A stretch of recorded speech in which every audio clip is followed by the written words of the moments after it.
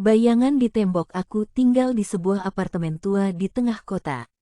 Apartemen ini sudah berusia puluhan tahun dan penuh dengan kenangan masa lalu. Beberapa teman mengatakan bahwa apartemen ini berhantu, tapi aku selalu menganggapnya sebagai cerita-cerita menakutkan belaka. Hingga suatu malam, semuanya berubah. Pada suatu malam, aku terjaga secara tiba-tiba. Kamarku dalam kegelapan, hanya terang benderang lampu jalan di luar yang menyoroti tembok kamar. Namun, sesuatu yang aneh terlihat di tembok di depanku. Bayangan gelap yang terdistorsi seolah-olah menarik perhatianku. Aku mencoba mengabaikannya dan berpikir mungkin hanya khayalan semata.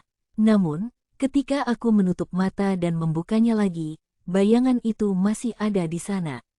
Aku merasa seperti ada yang mengamati setiap gerakanku. Mustahil, gumamku dalam hati. Aku berusaha mencari penjelasan rasional. Mungkin itu adalah bayangan benda di luar yang mencerminkan cahaya lampu jalan. Namun, saat aku melihat keluar jendela, aku menyadari bahwa tidak ada benda apapun yang bisa mencerminkan bayangan itu. Hatiku berdebar kencang, dan rasa takut mulai merasuki tubuhku. Aku mencoba untuk tidur kembali, berusaha meyakinkan diri bahwa ini hanyalah imajinasi saja. Tetapi setiap kali aku menutup mata, bayangan itu tampak semakin dekat dan semakin besar. Tiba-tiba, bayangan itu bergerak. Aku membeku, tak bisa bergerak sama sekali. Bayangan itu merangkak di tembok menuju plafon, dan aku bisa melihat sepasang mata merah yang menyala seperti bara api. Aku mencoba berteriak, tetapi suara tidak keluar dari mulutku. Sepertinya bayangan itu memiliki kendali atas tubuhku, mengurungku dalam ketakutan yang tidak bisa kudeskripsikan. Bayangan itu perlahan-lahan turun dari plafon dan mengambang di atas tubuhku.